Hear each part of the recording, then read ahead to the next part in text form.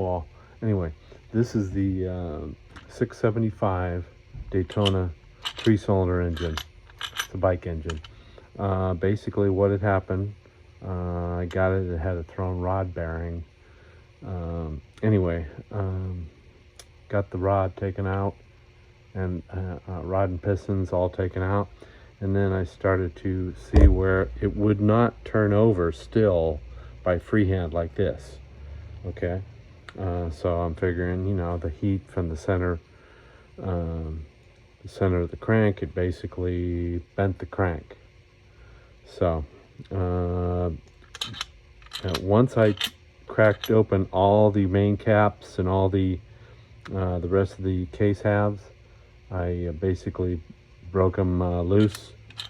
Then the crank started to turn by freehand. It would turn over with a bar, with everything torqued down, but by freehand, no, it would not. The other Suzuki engine I tore down, it had a bad rod. Again, it's a 4-cylinder, 750. But it would turn over no problem with the case halves all torqued up. This one would not. So it's just an interesting thing just to see why it would do that. You know, why would the crank bend that easy? Or maybe there's something else. So yeah, when these throw rods, you know, they basically, well, like any other engine, I have all the pieces of the rod, connecting rod bearing. It pretty much sent shrapnel through the whole engine. When I tore off this side cover and got into the clutch basket and everything, there was a piece of rod bearing inside near the transmission. So yeah, it does some havoc, man. It definitely tears things up. Anyway, I got all the bolts taken off right now, and now you're going to see firsthand what it looks like inside when I pull this case half off.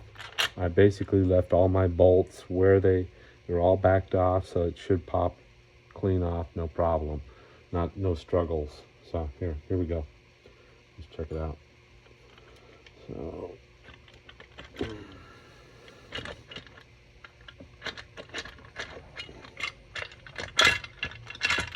if anything, the dowel pins, one more here. You think you got everything and you don't.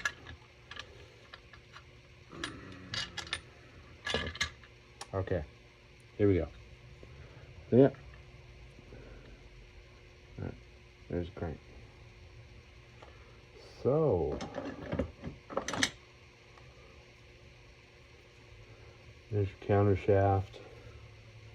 So that's definitely an interesting thing there. It's sort of like the Saab engine that I have. It's got a counter shaft. Well, the V4s do. But, so yeah, this is the bad rod. So I'm sure if I had a set of V-blocks here, I could put the crank up and she'd run out, you know. So, you know, let's pop it out of there. Anyway.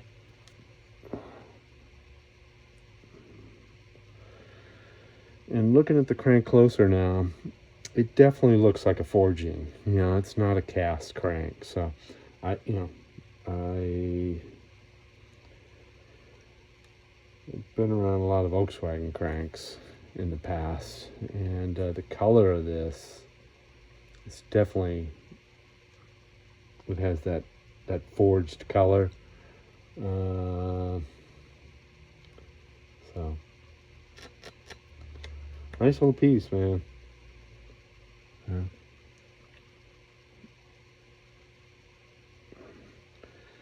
But hopefully, if it is forged, then it definitely can be repaired by a good crank guy. So anyway, so yeah, weird counterweights are different sizes. It's strange. So just trying to learn a little bit more about these engines, and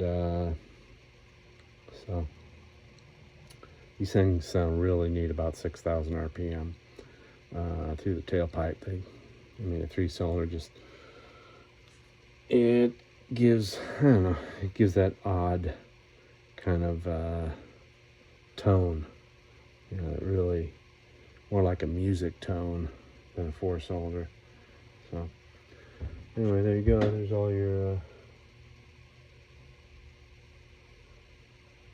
definitely scraping more on one little gouge right here.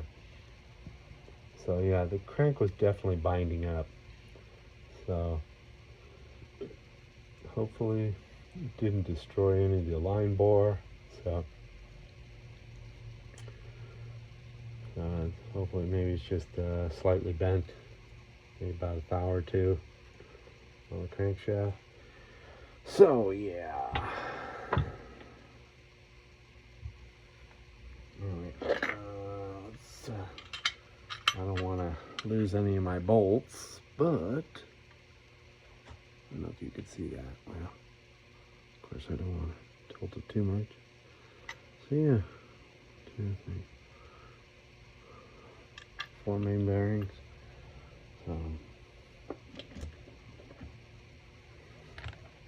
Transmission.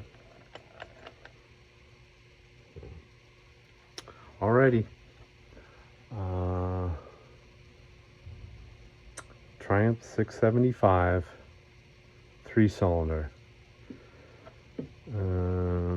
Specs are, I may be wrong on some of this.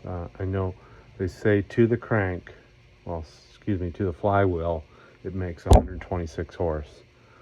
So that's not too shabby for a 675cc engine.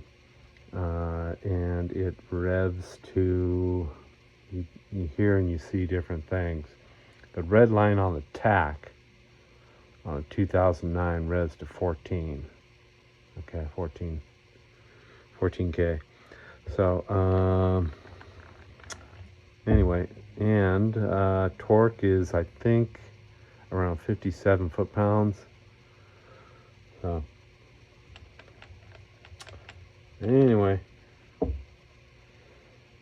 so back to the grind. I only do this on my spare time. So thanks for watching. All right, take care. Like and subscribe if you could, please. I would appreciate. I do appreciate you and the YouTube community very much. My YouTube channel couldn't have grown without you, and I do appreciate it.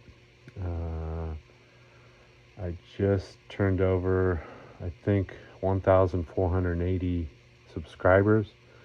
Would like to get to 2,000 here relatively soon. That would be nice. I'm going to try to just keep pumping out videos. There's over 1,200 videos to be watched. So if you're not doing anything, and I like to do more short videos because, and I don't usually talk much either because, anyway, I got my opinions about things, you know. I just want to get the work done, and I am mechanically experienced for many, many years.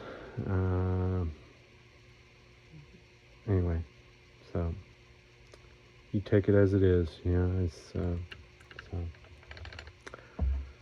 I'm a solder head guy. That's what I really do. But this is my own personal stuff, so you know, I need to play too every once in a while, you know. Yeah. All no play. What is it? No play. All business, no play makes Jeff a dull boy, you know. So, so yeah. Alrighty. Thank you for thank you for listening to my ramble, and you all have a great day. All right, take care. Bye bye. Thank you for watching.